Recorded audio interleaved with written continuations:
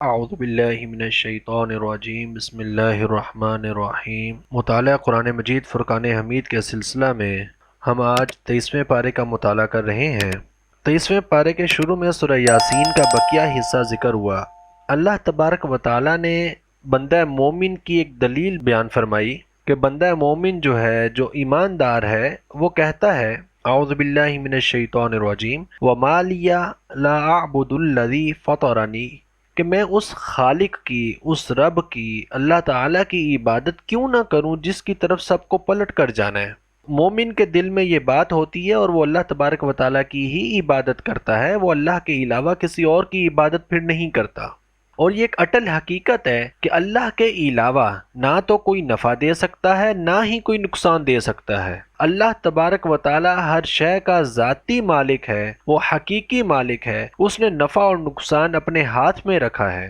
اللہ کی مرضی کے بغیر دنیا کی کوئی شے نہ نقصان دے سکتی ہے، نہ نفع دے سکتی ہے۔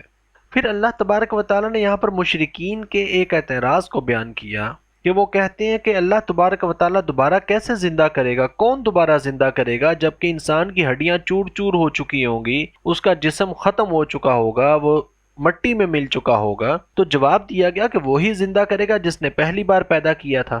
اللہ تبارک و تعالیٰ ہر قسم کی تخلیق کی پوری خبر رکھتا ہے، کوئی چیز، کوئی شے اس سے ڈھکی چھپی نہیں ہے۔ تو اگر اللہ تبارک و تعالیٰ پہلی بار پیدا کرنے پر قادر ہے تو وہ دوسری بار پیدا کرنے پر بھی قادر ہے۔ پھر سورہ صافات کا آغاز ہوتا ہے۔ سورہ صافات کا مطلب ہے صف باندھنے والے فرشتے۔ ان سے مراد وہ فرشتے جو آسمانی انتظام و انصرام کو سنبھالتے ہیں۔ اللہ تبارک و تعالیٰ نے ان کی ڈیوٹیاں لگائی ہیں، وہ اللہ تبارک و تعالیٰ کی بارگاہ میں صف باندھے کھڑے ہیں، جو حکم ملتا ہے وہ وہی کرتے ہیں۔ فرشتے کبھی اللہ تبارک و تعالیٰ کی نافرمانی نہیں کرتے، وہ اپنی مرضی سے کوئی کام نہیں کرتے، جو حکم آتا ہے وہ صرف وہی کام کرتے ہیں۔ پھر سورہ صافات کے اندر حضرت سیدنا ابراہیم علیہ السلام اور حضرت سیدنا اسماعیل علیہ السلام کا عظیم واقعہ بیان ہوا، ان کی قربانی کا واقعہ، کہ حضرت سیدنا ابراہیم علیہ السلام نے خواب دیکھا کہ آپ اپنے بیٹے حضرت اسماعیل علیہ السلام کو ذبح کر رہے ہیں۔ آپ نے بار بار یہ خواب دیکھا تو اپنے بیٹے سے کہا، حضرت اسماعیل علیہ السلام سے، میں نے خواب دیکھا ہے کہ میں تمہیں ذبح کر رہا ہوں۔ تو حضرت اسماعیل علیہ السلام نے کہا کہ بابا آپ وہ کام کریں جس کا آپ کو حکم دیا گیا ہے، آپ مجھے صبر کرنے والا پائیں گے۔ تو پھر حضرت سیدنا ابراہیم علیہ السلام نے حضرت اسماعیل علیہ السلام کو ساتھ لیا، لیٹایا، ان کی آنکھوں پر پٹی باندھی اور گلے پر چھری رکھ دی۔ اللہ تبارک و تعالیٰ کے حکم کو پورا کرنے کے لیے یہ اللہ تبارک و تعالیٰ کی طرف سے ان کے لیے ایک آزمائش تھی، اور رہتی دنیا کو اللہ تبارک و تعالیٰ نے دکھانا تھا کہ اللہ تعالیٰ کی عبادت کیسے کی جاتی ہے، اللہ تبارک و تعالیٰ کی فرما برداری کیسے کی جاتی ہے۔ اللہ تعالیٰ کی فرما برداری میں انسان کو اپنی عقل نہیں لانی چاہیے۔ تو پھر اللہ تبارک و تعالیٰ نے فرمایا کہ ہم نے انہیں یعنی حضرت اسماعیل علیہ السلام کو ذبح عظیم کے بدلے میں بچا لیا۔ جنت سے ایک جانور لایا گیا اور وہ حضرت اسماعیل علیہ السلام کی جگہ پر ذبح ہو گیا، قربان ہو گیا۔ حضرت اسماعیل علیہ السلام بچ گئے۔ تو اللہ تبارک و تعالیٰ نے فرمایا یہ ان کے دل کی آزمائش تھی اور وہ اپنی آزمائش پر پورا اترے۔ اللہ تبارک و تعالیٰ کو خون یا گوشت تو پہنچتا نہیں ہے، اس کو تو تمہارے دلوں کی نیت پہنچتی ہے۔ اس کے بعد اللہ تبارک و تعالیٰ نے انبیاء کرام علیہ السلام کی آزمائشوں کو بیان کیا، مختلف انبیاء کرام کی، جن میں حضرت نوح علیہ السلام، حضرت الیاس علیہ السلام، حضرت لوط علیہ السلام، حضرت یونس علیہ السلام کا ذکر ہے۔ حضرت یونس علیہ السلام جب اپنی قوم سے نکلے تو ایک مچھلی نے آپ کو نگل لیا۔ آپ نے مچھلی کے پیٹ میں دعا کی، لا الہ الا انت سبحانک انی کنت من الظالمین۔ اللہ تبارک و تعالیٰ نے اس تسبیح کے بدلے میں آپ کو غم سے نجات دی۔ انسان کو جب کوئی غم پہنچے، تکلیف پہنچے، اس تسبیح کا ورد کرنا چاہیے، اس تسبیح کا وظیفہ کرنا چاہیے کہ اللہ کے نبی حضرت سیدنا یونس علیہ السلام کی سنت ہے، اور اللہ تبارک و تعالیٰ نے ان کی ہوئی تسبیح کو قرآن مجید میں نازل فرمایا ہے۔ پھر سورہ صاد کا آغاز ہوتا ہے۔ سورہ صاد میں اللہ تبارک و تعالیٰ نے مشرکین کے اعتراض کو بیان کیا اور اس کی وجہ کو بیان کیا۔ مشرکین اعتراض کرتے تھے کہ یہ کیسے نبی ہیں، انہوں نے تمام معبودوں کو چھوڑ کر ایک معبود بنا دیا، باقی خداؤں کی عبادت ہی نہیں کر رہے، صرف ایک خدا کی عبادت کر رہے ہیں۔ حالانکہ وہ اس بات کو سمجھتے تھے، عقل مانتی ہے اس بات کو کہ جن چیزوں کی وہ عبادت کر رہے ہیں وہ خدا نہیں ہو سکتے۔ تو فرمایا گیا کہ ان کے انکار کی وجہ دلیل کی کمی نہیں ہے، دلائل تو وہ اپنی آنکھوں سے دیکھ رہے تھے۔ حضور نبی اکرم صلی اللہ علیہ وآلہ وسلم کے معجزات دیکھ رہے تھے، کمالات دیکھ رہے تھے، آپ کا صادق اور امین ہونا وہ جانتے تھے، دلائل کی کمی نہیں تھی ان کے سامنے، صرف سرداروں کا تکبر اور ضد تھی جس کی وجہ سے وہ ایمان نہیں لائے۔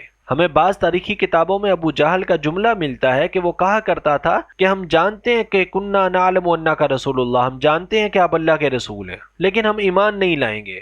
بادشاہت ختم ہو جائے گی، سرداری ختم ہو جائے گی، جس صف میں حضرت سیدنا بلال رضی اللہ تعالیٰ عنہ کھڑے ہیں اسی صف میں کھڑا ہونا پڑے گا۔ تو ضد اور تکبر کی وجہ سے وہ لوگ ایمان نہیں لائے۔ حضرت داؤد علیہ السلام کا واقعہ بیان کیا گیا۔ اللہ تبارک و تعالیٰ نے آپ کو بہترین حکمت اور بہترین فصل خطاب عطا کیا، یعنی کہ آپ بہترین فیصلہ کن بات کرنے والے تھے۔ آپ کو بڑا بہترین لحن بھی عطا کیا گیا، بڑی بہترین آواز عطا کی گئی۔ تو آپ کے پاس ایک بار ایک کیس آیا دو فریقین کا، ایک کے پاس 99 جانور تھے، 99 دمبیاں تھیں، اور دوسرے کے پاس ایک تھا۔ آپ نے فیصلے میں تھوڑی جلدی کر دی۔ جب فیصلے میں جلدی کر دی تو فوراً استغفار کیا اور سجدے میں گر پڑے، اللہ تبارک و تعالیٰ سے بخشش اور مغفرت طلب کی، حالانکہ وہ کوئی گناہ نہیں تھا، وہ کوئی فیصلہ غلط نہیں تھا، صرف فیصلے میں جلدی تھی، اور حکم یہ تھا کہ سوچ بچار کر کے فیصلہ کرنا چاہیے۔ اس چیز پر بھی انہوں نے اللہ تبارک و تعالیٰ کی بارگاہ میں استغفار کیا۔ حضرت داؤد علیہ السلام کا عمل اور آپ کی سیرت ہمیں بتاتی ہے کہ بادشاہت اللہ تبارک و تعالیٰ کے سامنے عاجزی سے نہیں روک سکتی۔ دنیا کا منصب اور عہدہ انسان کو اللہ کے سامنے عاجزی سے نہ روکے، اللہ تعالیٰ کے سامنے جھکنے سے نہ روکے۔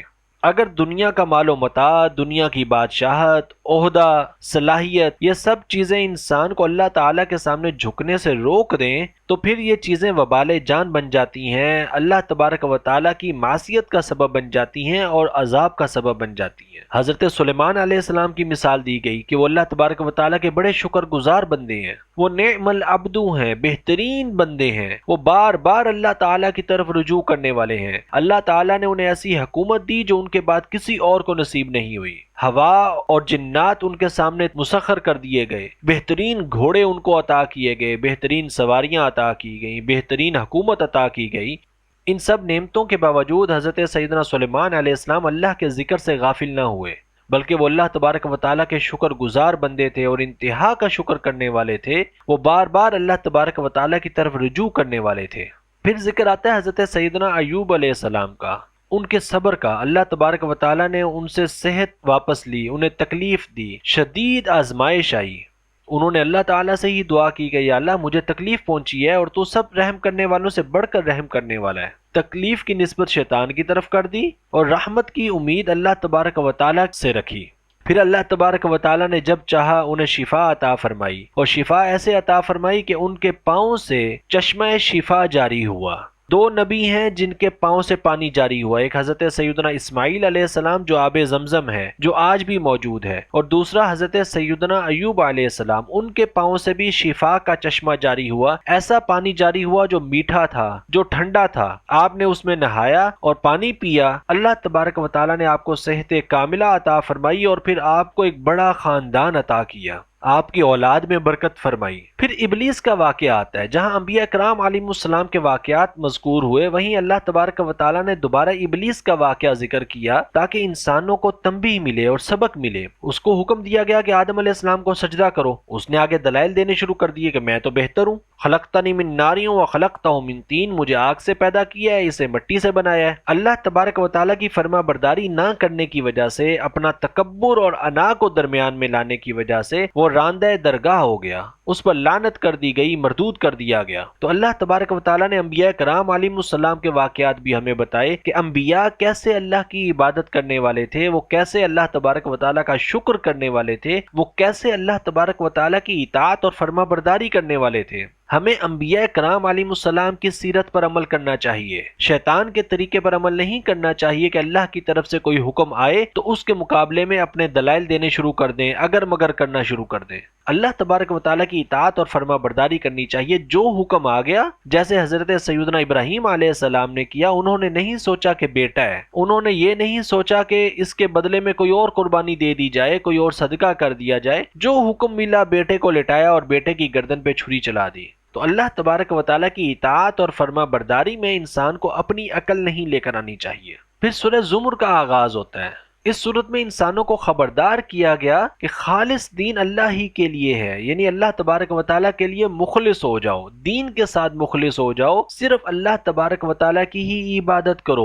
اللہ تبارک و تعالیٰ بہترین خالق ہے، وہ انسان کو ظلمات ثلاثہ میں 3 اندھیروں میں تخلیق کرتا ہے، جہاں کوئی دیکھ نہیں سکتا، جہاں کوئی پہچان نہیں سکتا، جہاں کوئی تصور نہیں کر سکتا، اللہ تبارک و تعالیٰ وہاں سے تخلیق فرماتا ہے۔ اللہ تبارک و تعالیٰ کے خالق ہونے کا بھی مطلب یہی ہے کہ وہ چیزوں کو عدم سے وجود میں لاتا ہے۔ اس نے ساری کائنات، ساری مخلوقات بنائی کچھ نہ ہونے سے، کسی سبب کو استعمال نہیں کیا۔ انسان جب کوئی چیز بناتا ہے نا، یہ اسباب کو استعمال کرتا ہے، اسباب استعمال کرتا ہے، چیزیں استعمال کرتا ہے، پھر ایک نئی چیز بناتا ہے، ایک نیا نتیجہ سامنے آتا ہے۔ اللہ تبارک و تعالیٰ نے اسباب کو استعمال نہیں فرمایا، بلکہ وہ تو اسباب کا خالق ہے، وہ تو اسباب کو پیدا فرمانے والا ہے۔